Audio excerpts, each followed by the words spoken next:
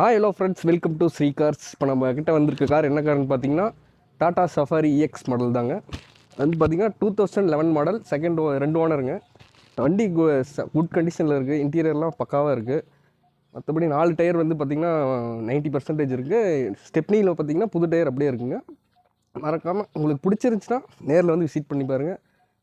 உங்களுக்கு பிடிக்கும், வந்து நேரில் வந்து பாருங்கள். எதாக இருந்தாலும் ப்ரைஸ் டீட்டெயில்ஸ் வந்து கீழே கொடுக்குறேன். சரி வாங்க இன்டீரியர் இப்போ போய் பாருங்கள்.